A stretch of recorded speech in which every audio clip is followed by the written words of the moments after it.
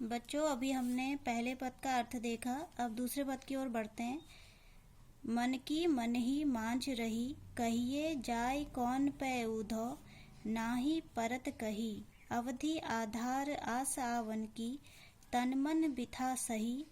अब इन जोग संदेशनि सुनि सुनि, बिरहिनी बिरह दही। चाहती हुती गुहार जितहि तै, उततै धार बही। सूरदास अब धीर धरहि क्यों, मर्यादा न लही। मन की मन ही मांझ रही। गोपियाँ उद्धव से कहती हैं कि हमारे मन की बात मन में ही रह गई। मांझ अर्थात में ही। कहिए जाय कौन पे ऊधो, हम कहना तो हे उद्धव, हम कहना तो बहुत कुछ चाहती थी, ना ही परत कही, पर अब नहीं कह पाएंगी।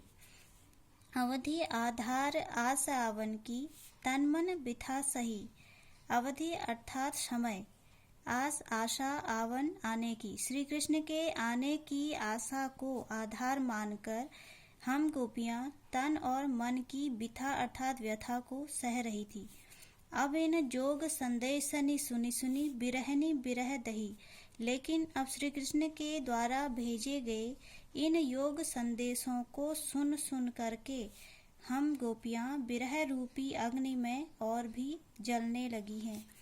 चाहती हुती गुहार जितहि तै, उततै धार बही।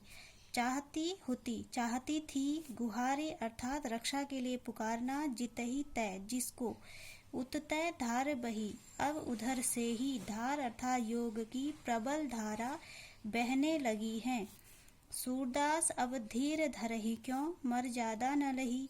सूरदास जी गोपियों के माध्यम से उद्धव से कहते हैं कि अब हम धीरज किस कारण और क्यों रखें, जब श्री कृष्ण ने प्रेम की कोई मर्यादा ही नहीं रखी। मर्यादा अर्थात प्रतिष्ठा, न लही न रखना।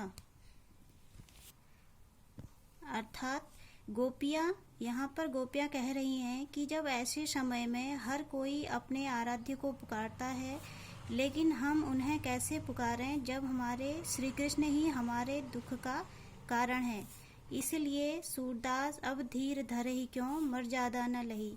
इसलिए गोपियाँ कहती हैं अब हम धैर्य किस कारण रखें, जब श्री कृष्ण ने प्रेम की कोई मर्यादा ही नहीं रखी।